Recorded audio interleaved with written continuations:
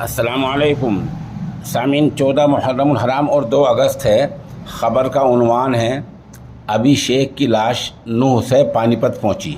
आपको पता ही है 2 दिन पहले नूह में फ़िरक़ावाराना फसाद हुआ था। उसी में अभिषेक को गोली लगी थी जिसकी मौत हो गई थी। रात उसकी लाश पानीपत पहुंच गई है। ख़बर थोड़ी तफसील से सुनिए। नूह फसाद में गोली लगने से मौत का शिकार हुए पानीपत के नूरवाला के रहने वाले अभिषेक की लाश पानीपत पहुंची है। फ़िलहाल घर वालों ने अभिषेक की लाश लेने से इनकार कर दिया है। इस दौरान विश्व हिंदू परिषद और दूसरे लोग पानीपत के सरकारी अस्पताल में इकट्ठा हो रहे हैं, जिनकी तादाद सैकड़ों तक पहुँच गई है। पुलिस लोगों से अमन और शांति बरकरार रखने की अपील कर रही है। घर वालों ने पुलिस और इंतज़ामिया के सामने अपनी मांगें भी रखी हैं। उनकी मांग है कि मेवात के मामन खां को गिरफ़्तार किया जाए, मरने वाले अभिषेक को शहीद का दर्जा दिया जाए और नूह का नाम बदलकर अभिषेक नगर रख दिया जाए।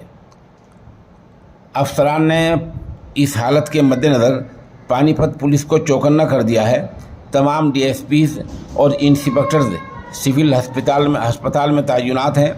सुबह 6 बजे हेडक्वार्टर के डीएसपी धर्मवीर खरब 4 इंस्पेक्टर के साथ सिविल अस्पताल पहुंचे हैं। परिषद ने आज बाजार बंद रखने की अपील भी कर रखी है।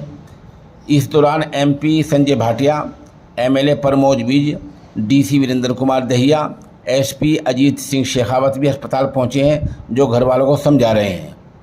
उधर पानीपत के deputy commissioner doctor Virendra Dahiya ने इलाके में दफ़ा 144 नाफिज कर दी है, जिसमें कहा गया है कि किसी एक जगह 5 या 5 से ज़्यादा लोगों का इकट्ठा होना मना है और हथियार लेकर और ऐसी धारदार चीज़ें लेकर, हथियार लेकर, चाकू लेकर, छुरी लेकर चलना बिल्कुल मना है। अगर कोई इस हालत में पकड़ा जाता है तो उसके खिलाफ कड़ी कार्रवाई होगी। बहरहाल अमन शांति बरकरार है और पानीपत में माहौल ठीक ठाक है। ऐसी कोई बात नहीं है, सब कुछ ठीक ठाक चल रहा है और पुलिस इंतज़ामिया मुकम्मल तौर पर अलर्ट है। अफसरान हमारे अलर्ट हैं और अफसरान ने मुकम्मल माहौल को कंट्रोल कर लिया है।